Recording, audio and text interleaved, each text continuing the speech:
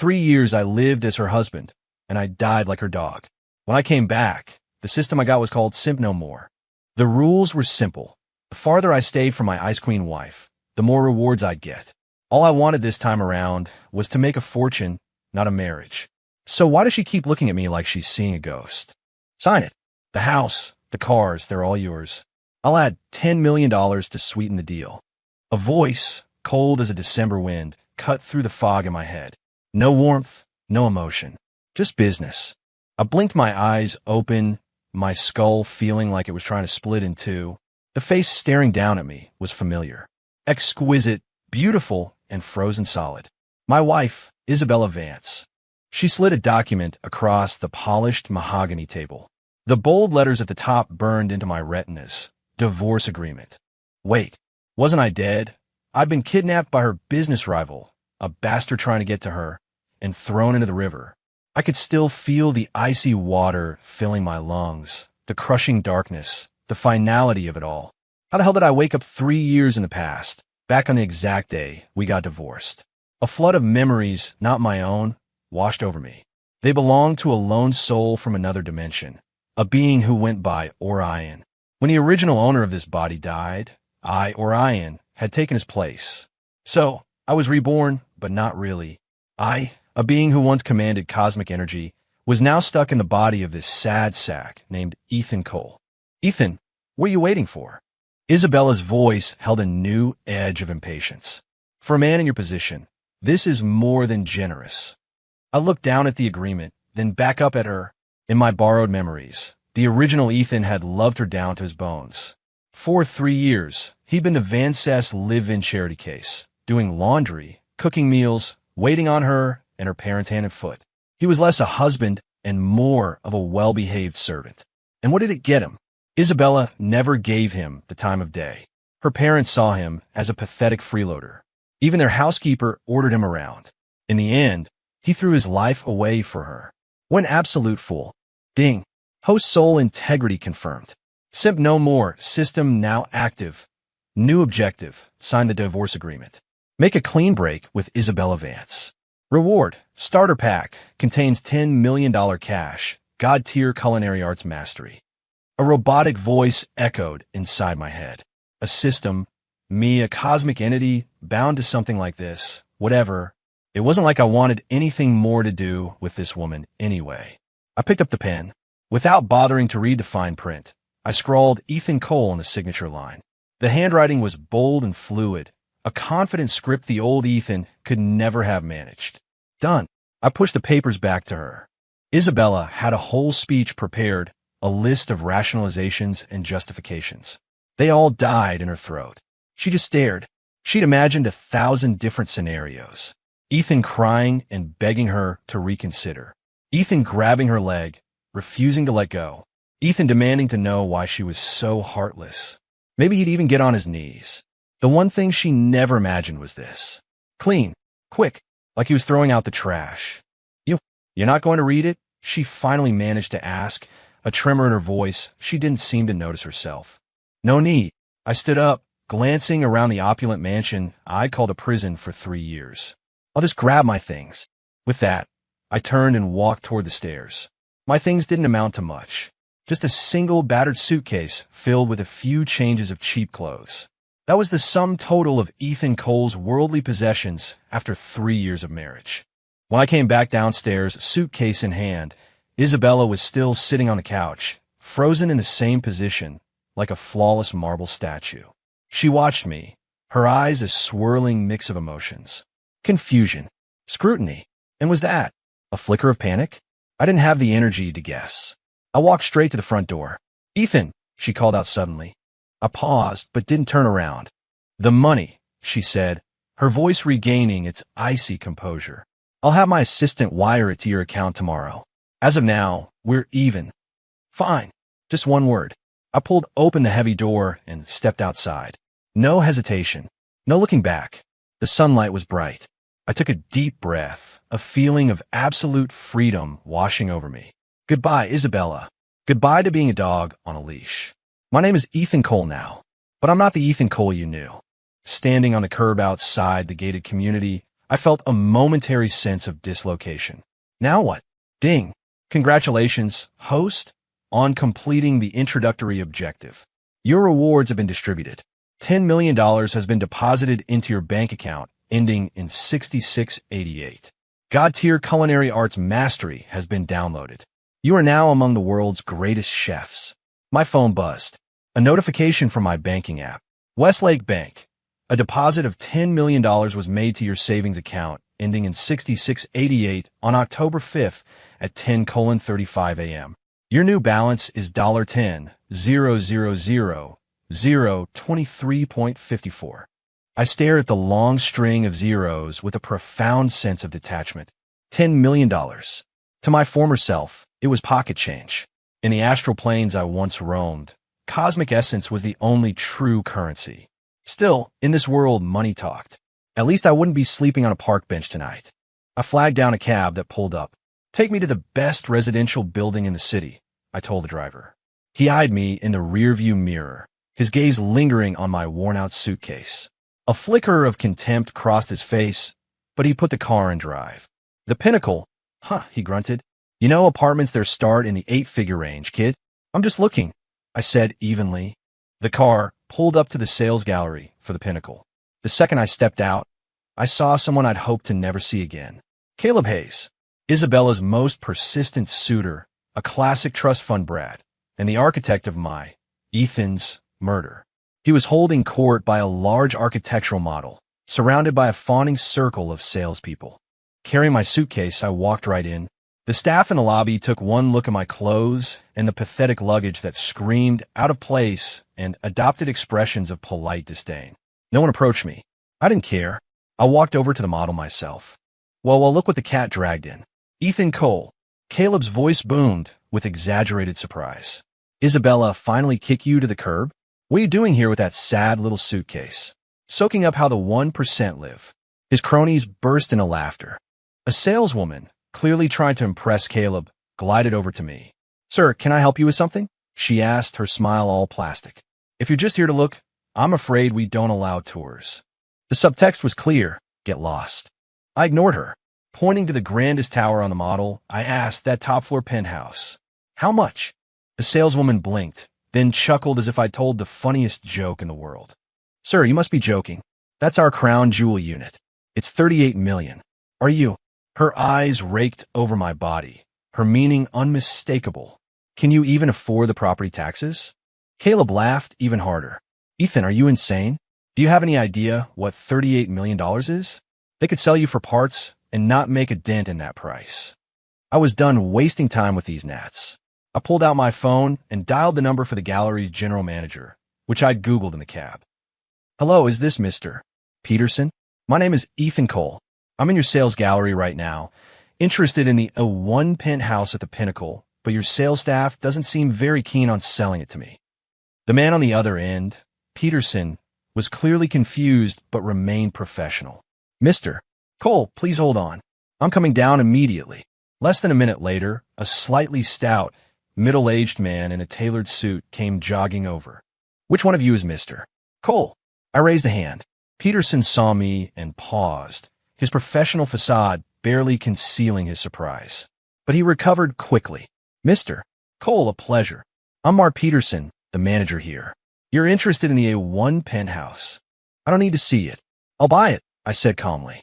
The entire room went silent. Caleb and his friend stared, their jaws hanging open. The saleswoman's face went from pale to crimson. Buy it, Peterson stammered. Mr. Cole, that unit is $38 million, and we require the full amount up front.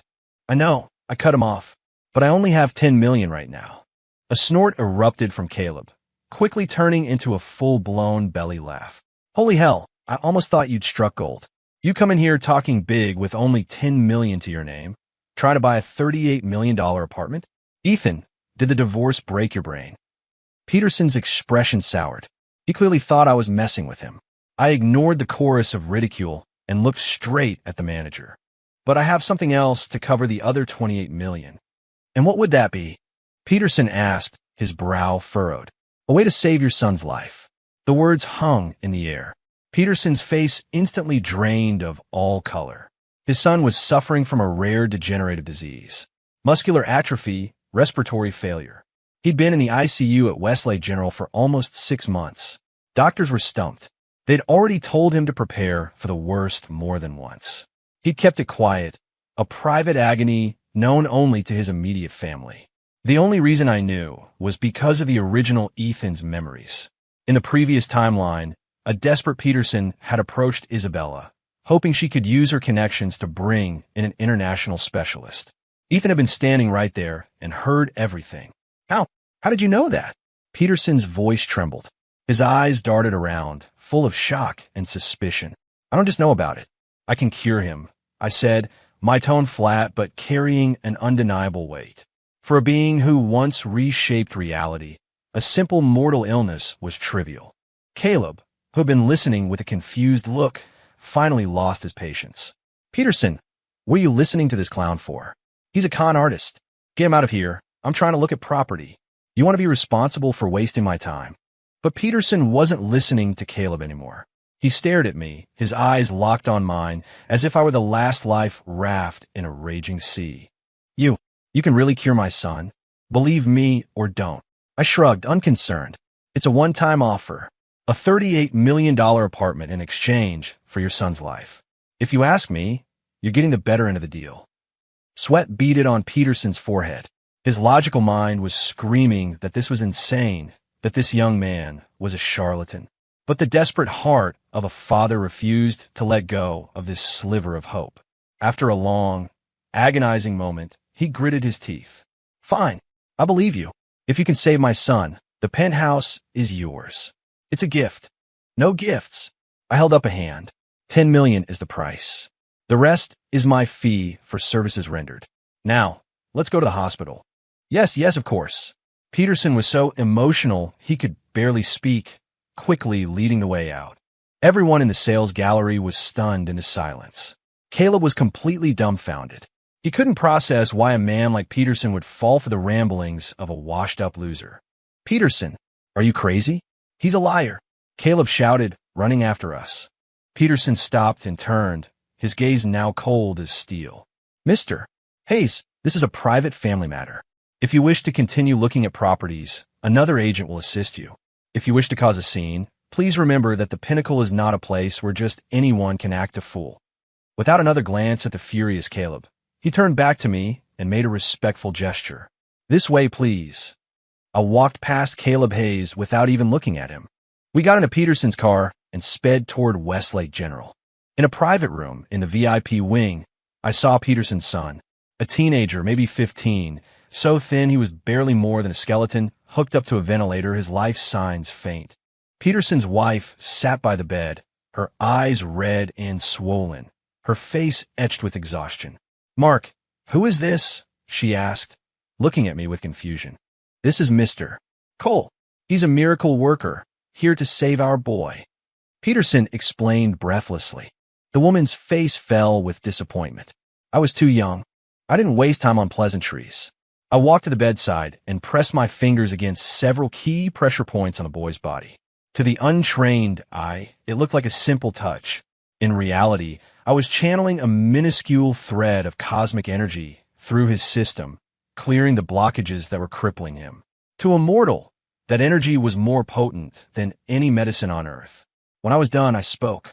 Give me a set of acupuncture needles and a bowl of plain broth, warm. This is... Peterson hesitated. If you want your son to live, you'll do as I say.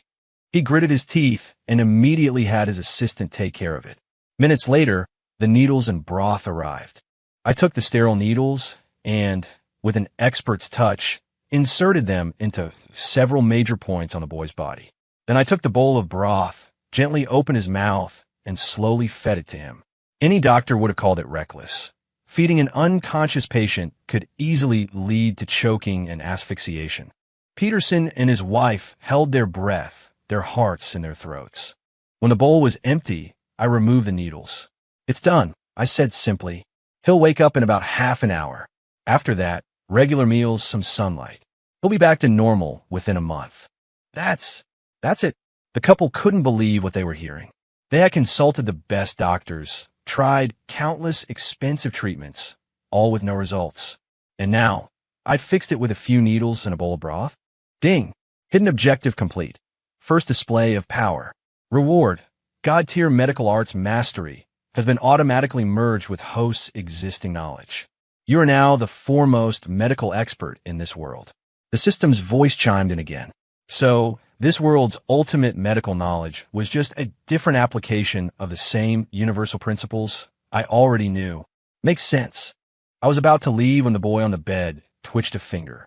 Then, slowly, his eyes fluttered open. Dad! Mom! His voice was weak, but it was crystal clear. In an instant, Peterson and his wife dissolved into tears, rushing to the bedside, hugging their son, a mess of laughter and sobbing. You're awake. Oh my God, you're really awake. I didn't disturb the reunion. I slipped out of the room quietly. Peterson ran out after me and, without a word, dropped to his knees. Mr. Cole. No, Master Cole. You're our family's savior. Please, let me thank you properly. I sidestepped his bow and helped him up.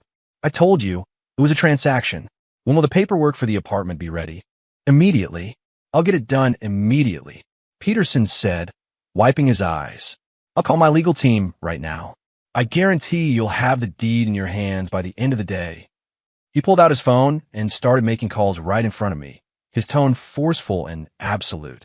After hanging up, he took out a credit card and tried to press it into my hand. Master Cole, this has the $10 million on it, the money for the apartment. The penthouse is a gift. I can't let you pay for it. I said it was a transaction. I pushed the car back. We're square. Nothing owed on either side. With that, I turned and walked away. Peterson stood frozen, watching me go, his eyes filled with awe and gratitude. He knew, without a doubt, that he had just met someone not of this world. What he didn't know was that in another part of the hospital parking garage, Isabella Vance was sitting perfectly still in a black Bentley. She had seen the whole thing. She had seen Mark Peterson, a respected businessman, kneel before me. For the first time in a very long time, her face registered an expression of pure shock. Ethan Cole. Who was he? Why did he know Mark Peterson? And why in God's name would Peterson kneel to him? Wasn't he just a pathetic loser who lived to orbit around her? When had he become so unknowable, so profoundly strange?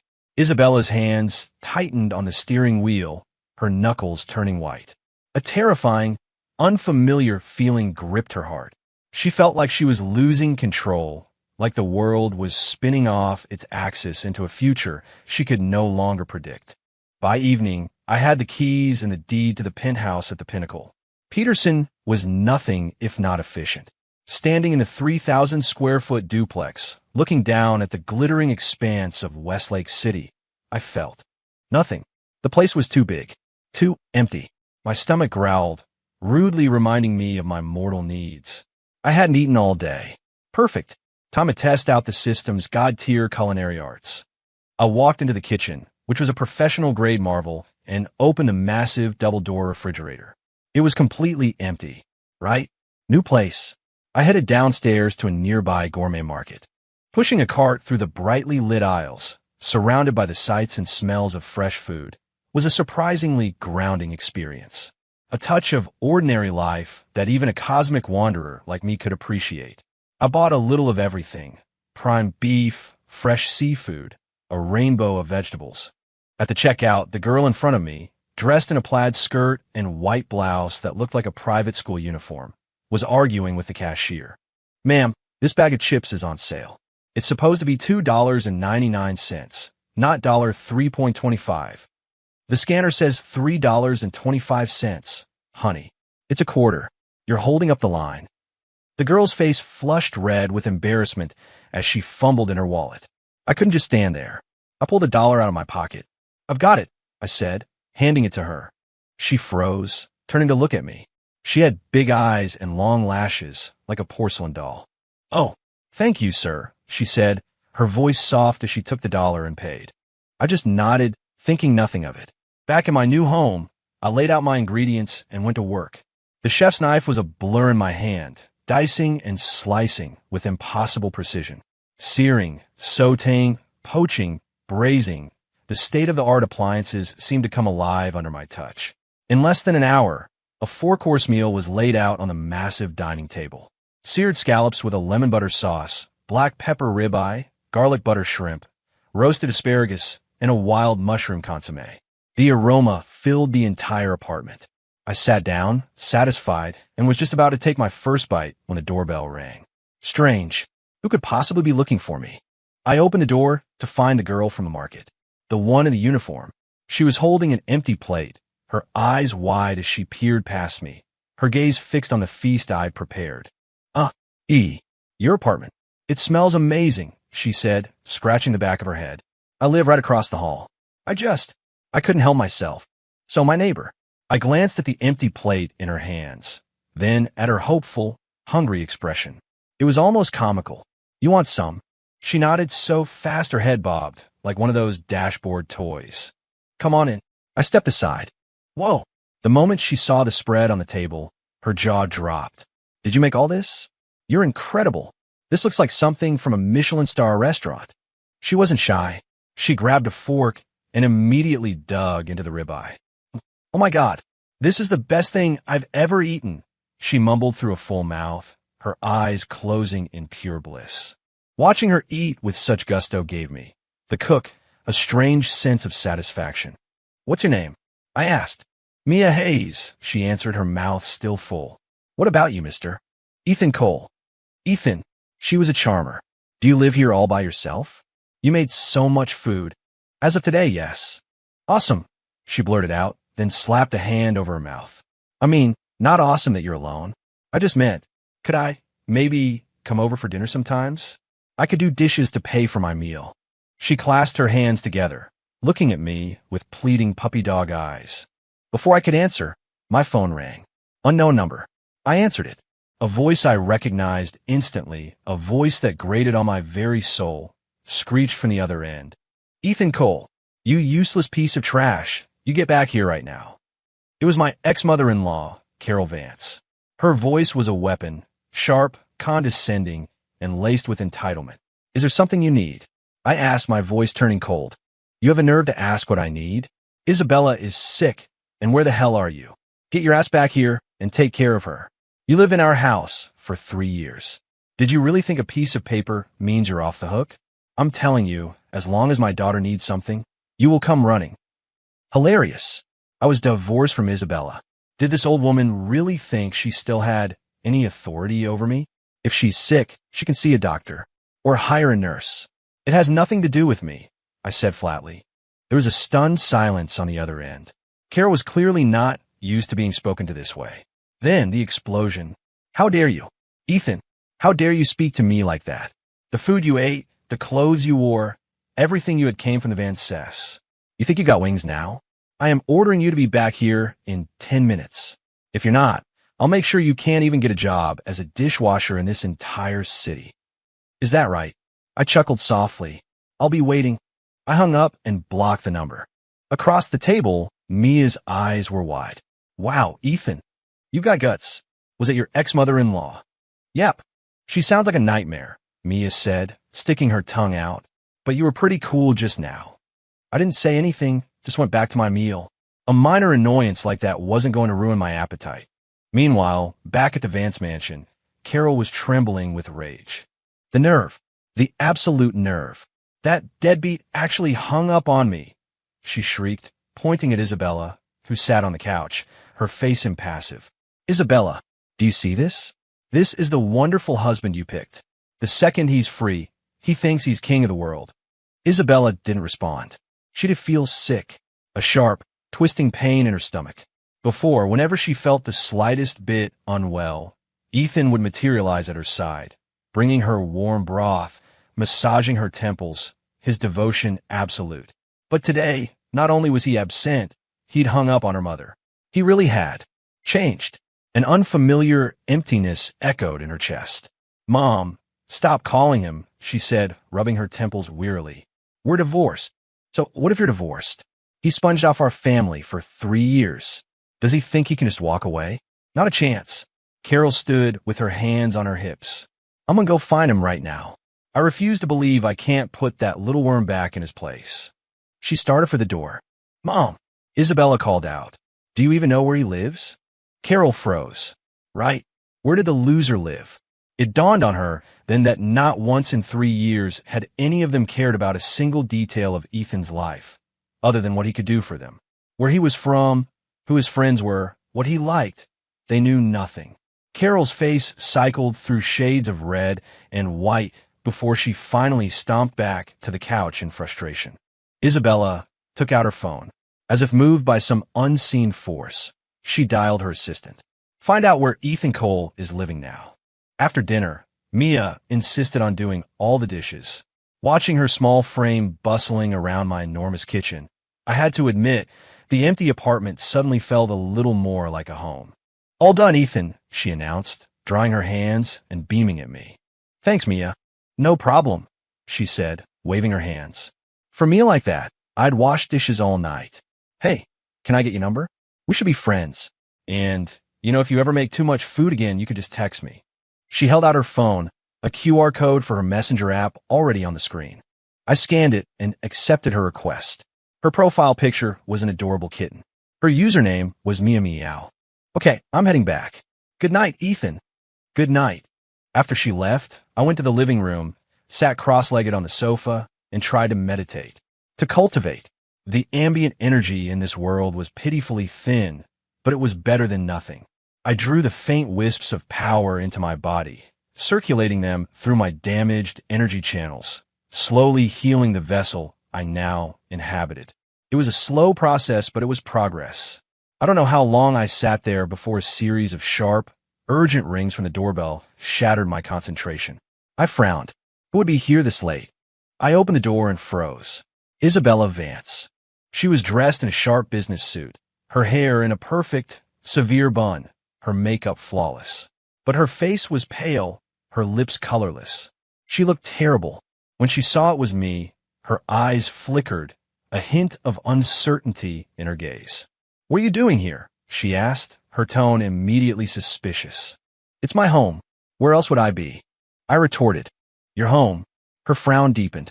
Where did you get the money to buy an apartment in this building? I don't think that's any of your business, Ms. Vance. I leaned against the doorframe, my arms crossed, radiating nonchalance. If that's all, I'm tired. I started to close the door. Wait. She put a hand out to stop it, her voice laced with a sudden urgency.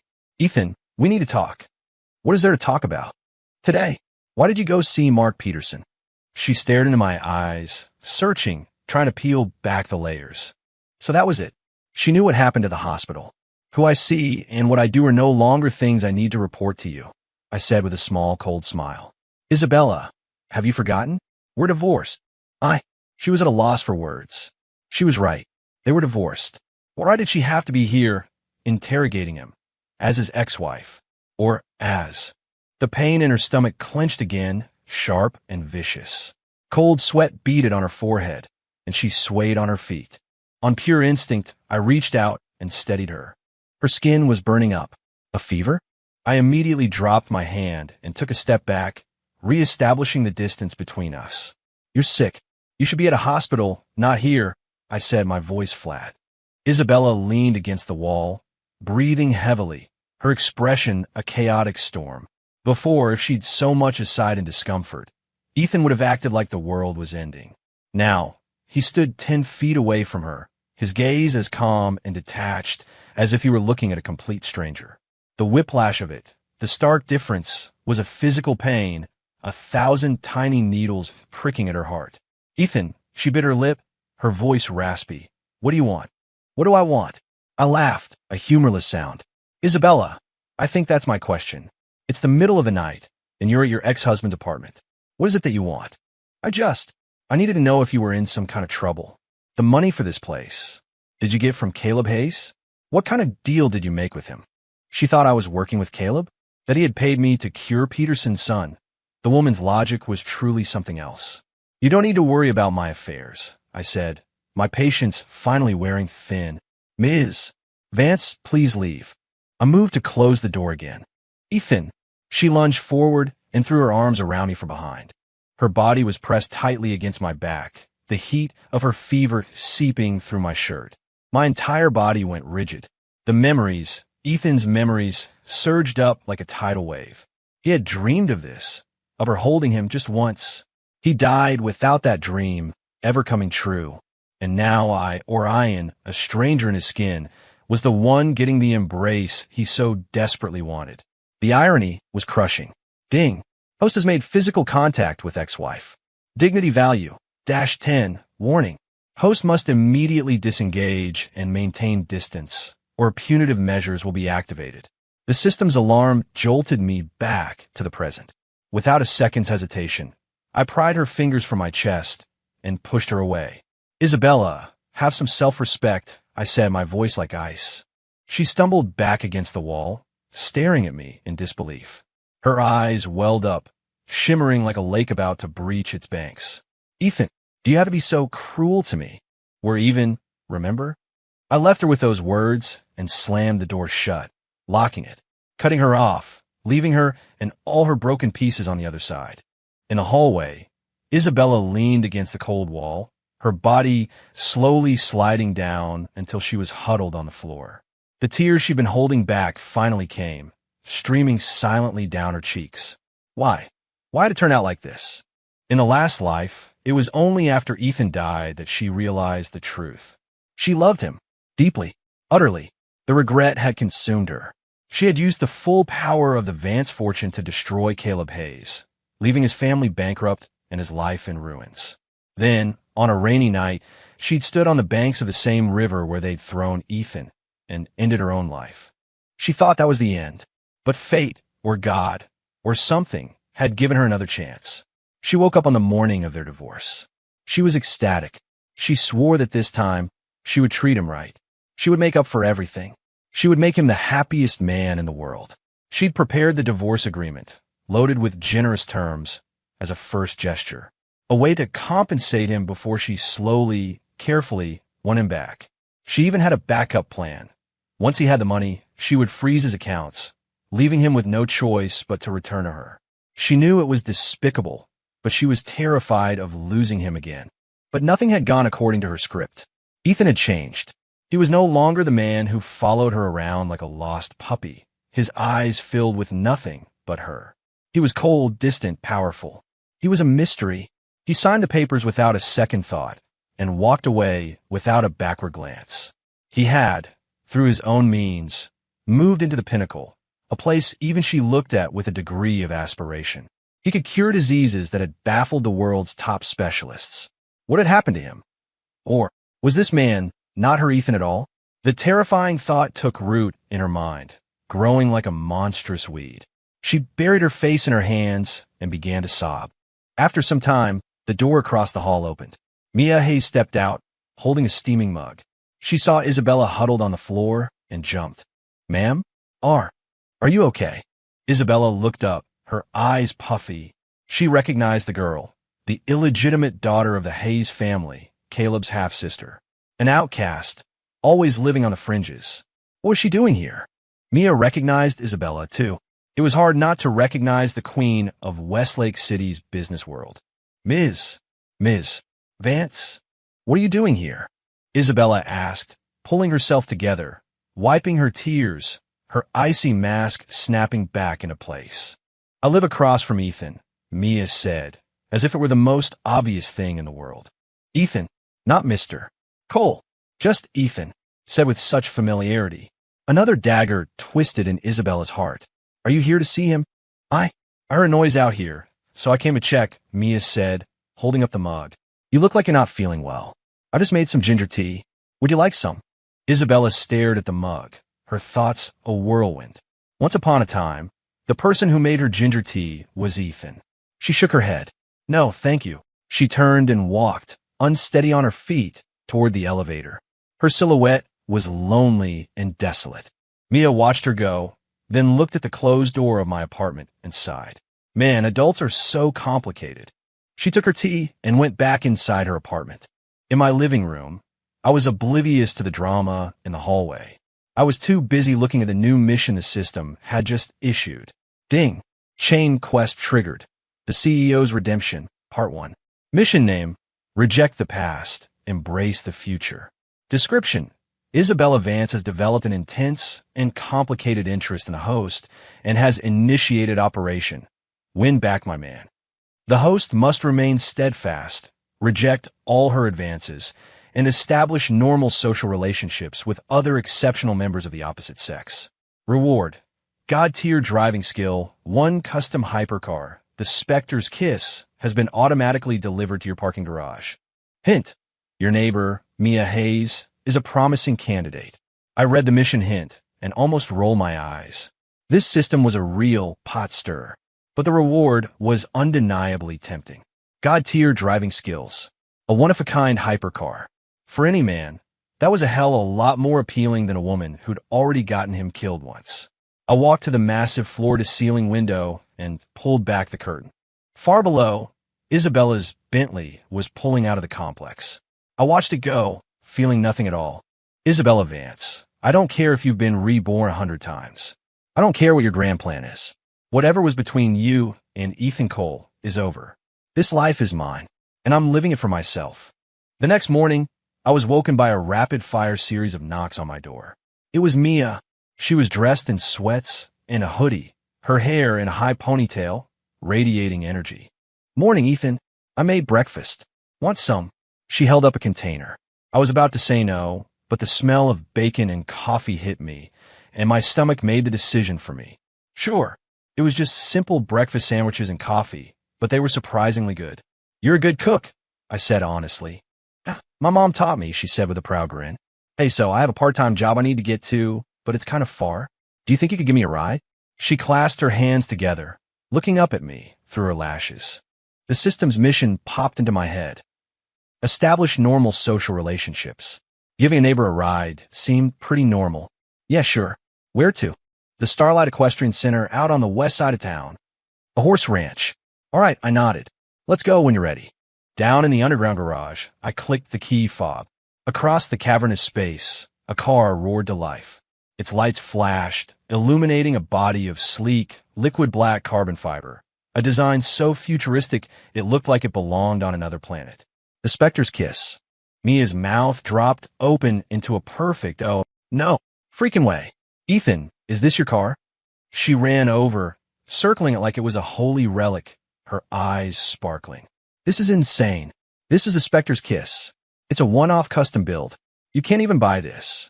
"Just arrived yesterday," I said, sliding into the driver's seat. The moment my hands touched the wheel, the God-tier driving skill flooded my mind. I felt an innate, perfect connection to the machine. Mia excitedly hopped into the passenger seat and buckled up. "Hold on." I floored it. The black Spectre shot out of the garage like a bullet from a gun. The G-force pushed Mia back in her seat. She let out a little shriek, which quickly turned into a whoop of pure joy. On the highway, we were a black blur, weaving through traffic effortlessly. At a red light, a cherry-red Ferrari pulled up beside us. The window rolled down, revealing Caleb Hayes' smug, punchable face. He saw me and did a double take. Then his eyes landed on Mia, and his expression soured. "Mia, what the hell are you doing with this loser?" And in his car, Mia flinched, shrinking back in her seat. She was clearly afraid of him. I put a reassuring hand on her arm. Then I turned to Caleb. "Who she rides with is none of your business," I said, my voice flat. "The hell did you just say to me? You piece of trash?" Caleb snarled. "In this car? Rented for the day to impress her? How pathetic can you get?" The light turned green. I was done talking. I looked at Mia. "You good?" She nodded. "Roar." The Spectre's engine screamed. We left the Ferrari in the dust, bathing Caleb in a cloud of exhaust. From my rearview mirror, I could see him pounding his steering wheel. "You son of a bitch. You're dead." He stomped on his own accelerator and came tearing after us.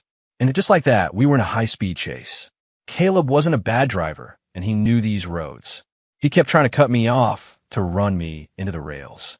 But against God-tier skills, he was a toddler taking his first steps. I moved the Spectre through traffic like a phantom, effortlessly toying with him. Mia was having the time of her life. "Ethan, you're amazing. You're like a pro driver." After about 10 minutes of his nonsense, I got bored. Heading into a sharp curve, I yanked the wheel, sending the Spectre into a perfect controlled drift. I brought the car to a smooth stop on the shoulder. Caleb hot on my tail and going way too fast, couldn't react in time. He swerved, lost control, and plowed head-on into the guardrail. The front end of his Ferrari crumpled like an accordion, white smoke pouring from the engine. I rolled down my window, looked back at the wreckage and a dazed Caleb, and gave him the middle finger. Then I hit the gas and disappeared down the highway. Behind us, Caleb Hayes was so enraged he looked like he was about to have an aneurysm. At that exact moment, in the top floor office of the Vance Corporation, Isabella was looking at a file her assistant had just sent over. It was Ethan Cole's life story. An orphan, raised in the state system.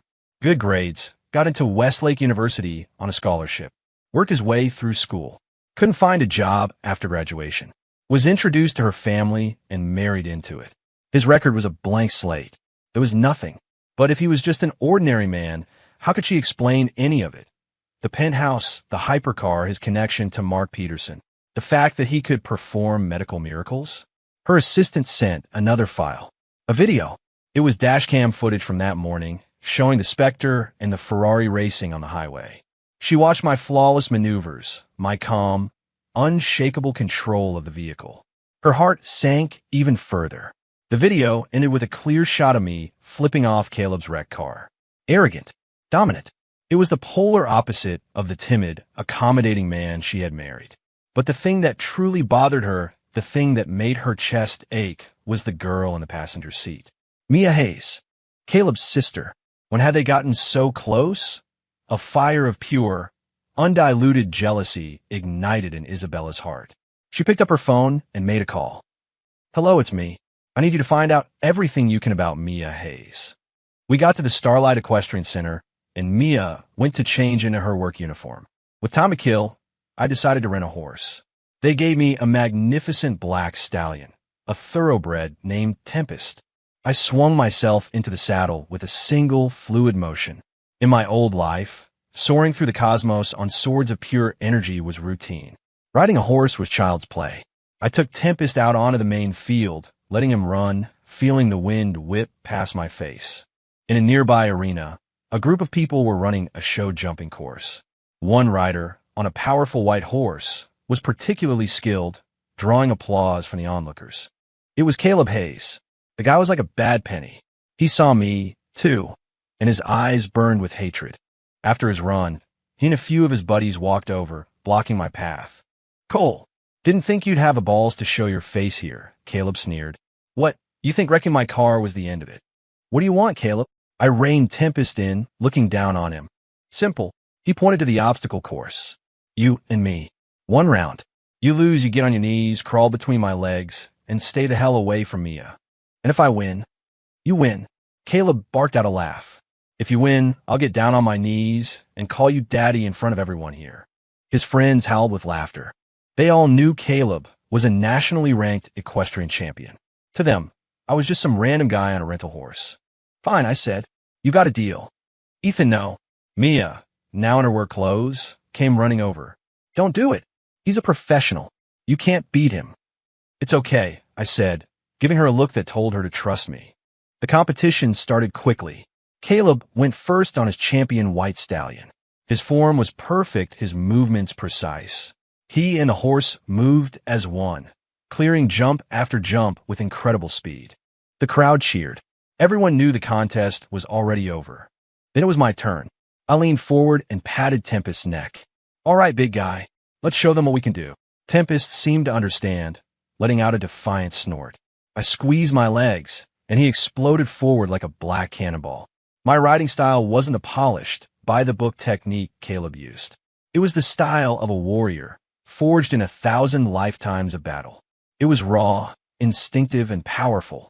I didn't even need the reins. I guided Tempest with shifts in my weight, with pure intent. We soared over the obstacles. Effortlessly, we were moving twice as fast as Caleb had. The entire crowd went silent, then began to gasp. They were watching me as if I were some kind of mythological centaur. Caleb's face had turned a sickly shade of purple. The final jump was the highest, a triple bar. Caleb's horse had nicked the top bar on his run, costing him time. I didn't slow down. I urged Tempest on, faster. As a collective shout of disbelief rose from the crowd, Tempest launched himself into the air. We flew, suspended for a moment like a great black eagle, clearing the massive jump with feet to spare. We landed perfectly. The timer stopped. I had beaten Caleb's record by a full 30 seconds. Dead silence. Then, the entire place erupted in thunderous applause and cheers. That was incredible. A true master horseman. Mia was jumping up and down, her eyes shining with pure adoration. I rode Tempest over to a pale, trembling Caleb Hayes and looked down at him. I believe you have a promise to keep. Caleb's lips moved, but no sound came out. In front of all these people, he had to call this worthless piece of trash he'd despised for years. Daddy, the humiliation was too much. What's wrong? Thinking of backing out. My voice went cold.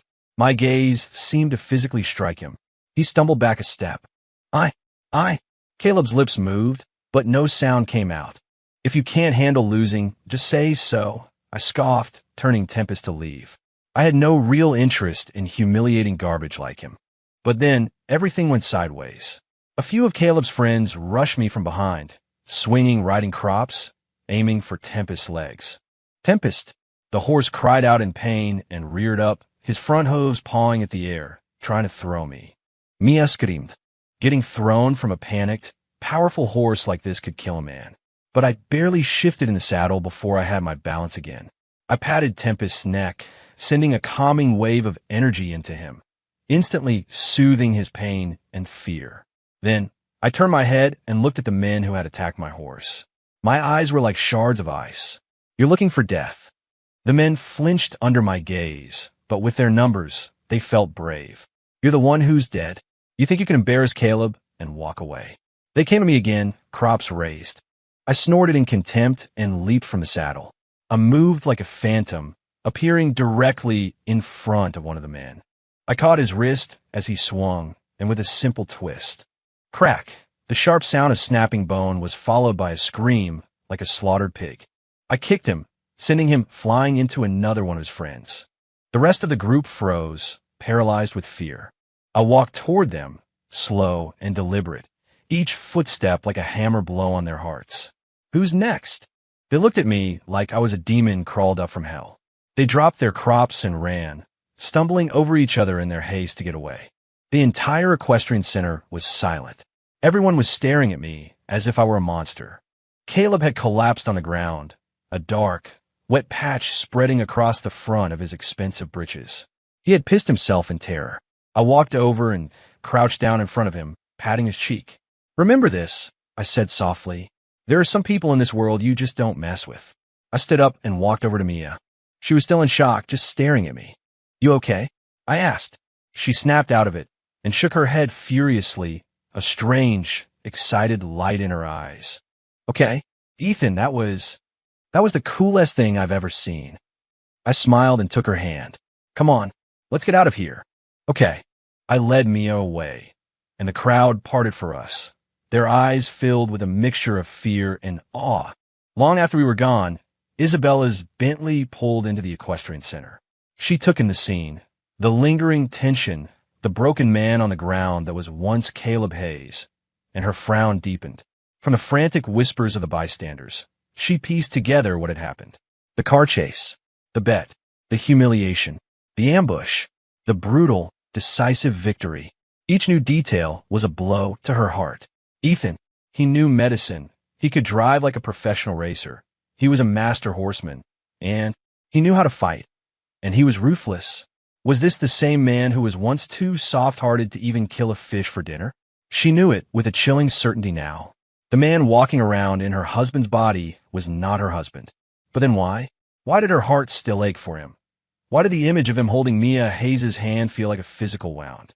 Isabella clutched her chest, her face a mask of pain and confusion. I took Mia out for a nice dinner to help her calm down. Throughout the meal, she just kept staring at me with wide, curious eyes. Ethan, who are you? How do you know how to do all that stuff? You really want to know? She nodded frantically. When you're a little older, I'll tell you, I said, ruffling her hair. She pouted. I'm a legal adult. Seeing her like this, so carefree and genuine, made me smile. Being with her was infinitely easier and more pleasant than being with Isabella. After dinner, I drove her home. When we got to our floor, we found two unwelcome visitors waiting outside my apartment. My ex-father-in-law, Richard Vance, and his wife, Carol. They saw me, then their eyes locked on Mia, and their faces twisted into masks of ugly disapproval. Ethan Cole, you gigolo. The ink on the divorce papers isn't even dry, and you've already hooked a new sugar mama.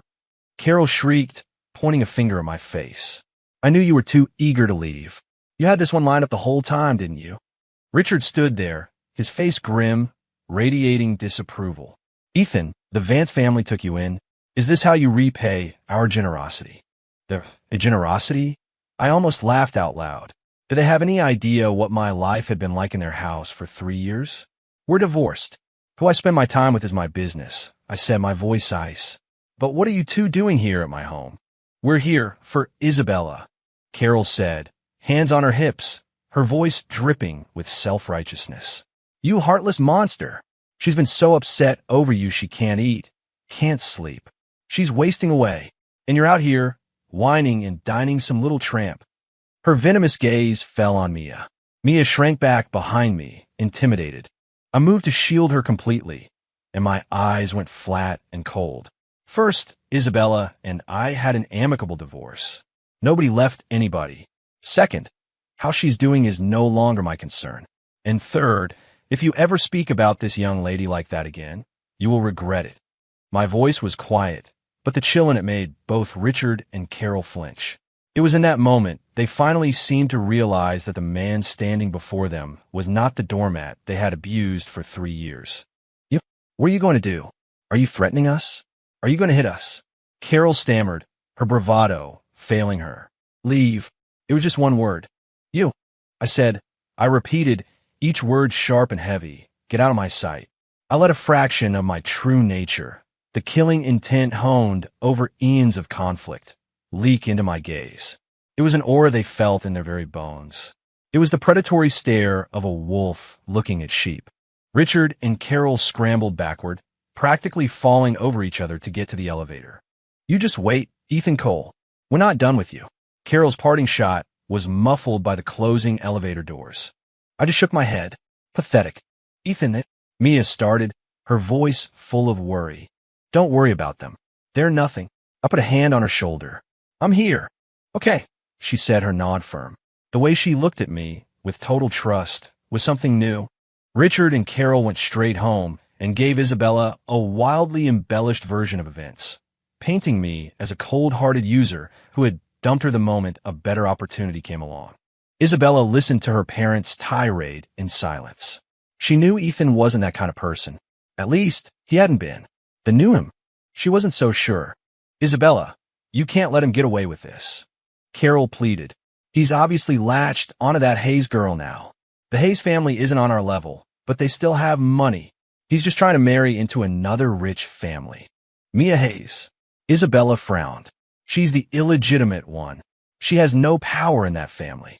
She's still better off than a penniless orphan. Carol insisted. No, we have to do something. We have to make him see reason and come back. Mom, we're divorced, Isabella repeated, the words tasting like ash in her mouth. You can get undivorced. Carol shot back. All we have to do is show him that without the Vance family, he is nothing. He'll come crawling back, you'll see. Richard chimed in. Your mother's right. Isabella, I know you still care for him. I'll make some calls. I'll see to it that he can't find any work in Westlake City. We'll cut off his finances. That little Hayes girl will drop him the second she realizes he's broke. When he's hit rock bottom, who else can he turn to but us? Listening to her parents' plot and scheme, Isabella felt a wave of despair. They didn't get it. Did the Ethan of today need to look for a job? Was he worried about money? Their understanding of him was frozen in time, 3 years out of date. And so was hers. Dad, Mom, stop, Isabella said, standing up. Don't get involved. I'll handle this myself. She went upstairs and locked herself in her room. She opened her laptop and rewatched the video from the equestrian center, the one where Ethan had fought to protect Mia. His movements were fluid and deadly, his eyes cold, like an apex predator. But when he turned to Mia, that coldness melted away, replaced by a gentleness that had once been reserved only for her. Isabella's heart felt like it was being squeezed in a vice. The pain so intense it was hard to breathe. She made a decision. She had to see him. She had to ask him everything face to face, even if the answer destroyed her. The next day, Isabella drove to the Pinnacle. She didn't go up. She just sat in her car across the street and waited. Before long, she saw me walk out of the building with Mia. We were laughing, talking, and easy chemistry between us. She saw me reach out and gently tuck a strand of Mia's hair, blown loose by the wind, back behind her ear. The gesture was so simple, so natural, so tender. Isabella's nails dug into the palms of her hands. She watched us get into the Black Spectre and speed away. She didn't follow. What right did she have? What would she even say? She sat in her car all day. She watched the sun set and the city lights come on. She waited until the black hypercar finally returned. I walked Mia to her door, then unlocked my own. Just as the door was about to close, Isabella was there, a blur of motion, her hand holding it open. Ethan, I saw her and frowned. Her again? She looked exhausted. She wore no makeup, just a simple white shirt and jeans, her hair down. Without the armor of the CEO, she looked fragile. What is it? I asked, my voice still cold. Can we please talk? Her voice was laced with a plea. We have nothing to talk about. 5 minutes, she said, her eyes boring into mine. I'm begging you. It was the first time I'd ever heard her use that word. Something flickered inside me, a ghost of old Ethan's sympathy, but I stamped it out. Ding. Warning. Host resolve is wavering. Risk of dignity value loss is imminent. I took a breath and stepped back from the door. Come in. It was the first time I had ever willingly invited her into my space. A light flared in Isabella's eyes as she stepped inside. She looked around the apartment, taking in the minimalist, luxurious decor. A home built on his own terms. A life that had nothing to do with her or the Vance family. What do you want to drink? I asked, going to the wet bar. Water is fine. I handed her a glass, making sure to keep a respectable distance between us. So, what did you want to say?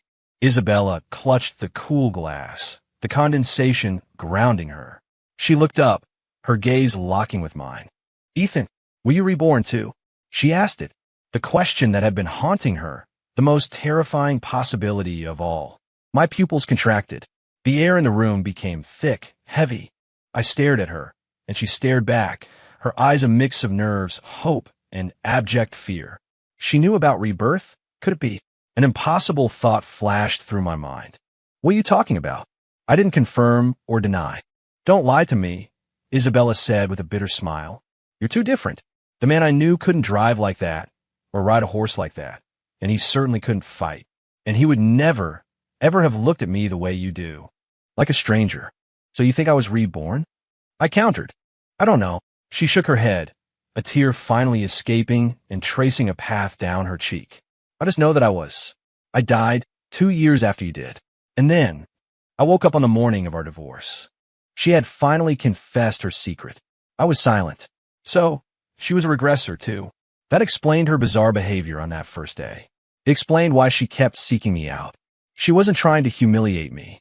She was trying to atone, trying to make up for the last lifetime. But she had no way of knowing that the man she wanted to save was already gone. After you died in the last life, I finally realized how much I loved you, Isabella said, her voice choked with regret. I destroyed Caleb Hayes. And then, I want to join you. I thought it was over, but somehow I was given a second chance. I swore this time I would make you happy. The divorce agreement, the money. It was just my clumsy way of trying to get you away from my parents' influence. My plan was to pursue you, to win you back, to start over properly. But why? Why did you change too?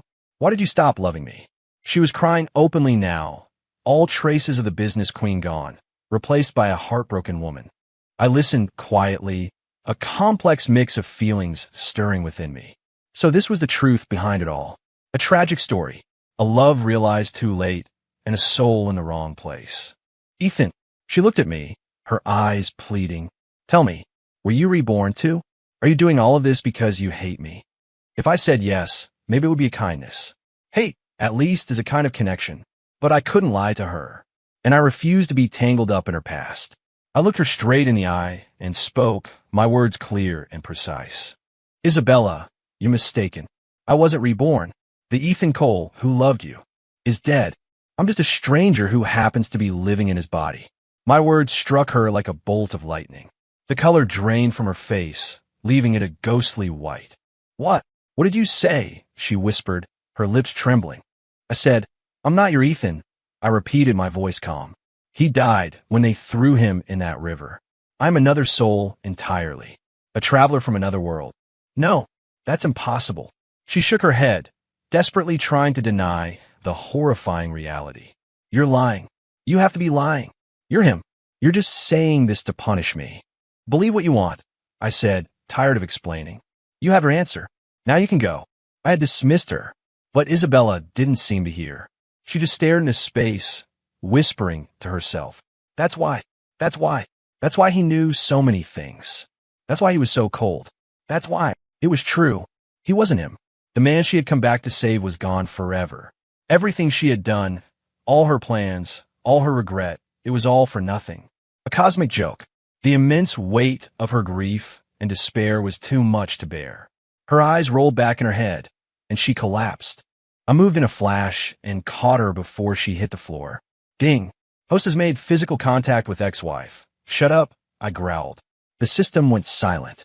I looked down at the pale, unconscious woman in my arms and sighed. I felt no love for her, but I was in her husband's body. In a way, I owed her this.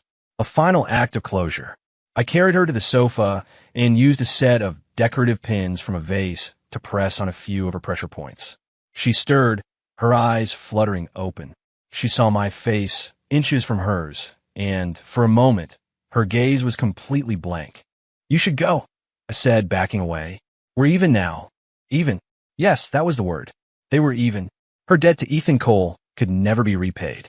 And as for me, this stranger, she owed me nothing, and I owed her nothing. Isabella struggled to sit up, then slowly, like a sleepwalker, she made her way to the door. Her back was so straight, yet she looked so fragile, like a single gust of wind could shatter her. At the door, she stopped. She didn't turn around. I'm sorry, she whispered. I never knew who she was apologizing to. To me, for disrupting my new life? Or to the ghost of the man she had lost forever? Then she opened the door and was gone. I stared at the empty doorway for a long time. It seemed the drama that had started with a rebirth was finally over. I was wrong. It was just the beginning. A few days later, Caleb Hayes was arrested on a slew of charges, from financial crimes to conspiracy to commit murder. Isabella had apparently moved with ruthless efficiency, uncovering every dirty secret he had and handing him to the authorities on a silver platter. The Vance Corporation underwent a seismic shift. Isabella staged a corporate coup, seizing absolute control and forcing her parents, Richard and Carol, into a retirement abroad. She became colder, more brilliant, and more terrifying than ever, a true shark in the world of business. She never tried to contact me again. We were like two lines that had intersected once, now destined to travel in opposite directions, forever apart. My life, in turn, became peaceful. I cultivated my energy, I cooked, I traded banter with Mia. It was a good life. Ding.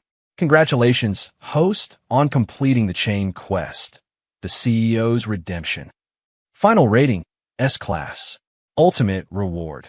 God-tier investment acumen. 30% controlling stake in the Ethel Corporation. Ownership has been automatically transferred to the host. The system's voice took me by surprise. Ethel Corp wasn't just a company. It was a global behemoth, a multi-trillion-dollar conglomerate with interests in every major industry. 30%. I was now, overnight, one of the wealthiest and most powerful men on the planet. This reward was excessive. Before I could even process it, my phone rang. It was an international number. I answered. A cool, crisp voice I knew all too well spoke from the other end. Mr. Cole, hello. Isabella, it's me, she said, as if sensing my confusion. I'm calling from my new office. I'm a CEO of Ethel Corporation now. I was stunned. I leveraged my personal fortune and the entirety of the Vance Corporation in an all-or-nothing gamble with the Ethel Board of Directors, she explained, her voice as calm as if she were discussing the weather. I won. Why? Why would you do that? I couldn't understand.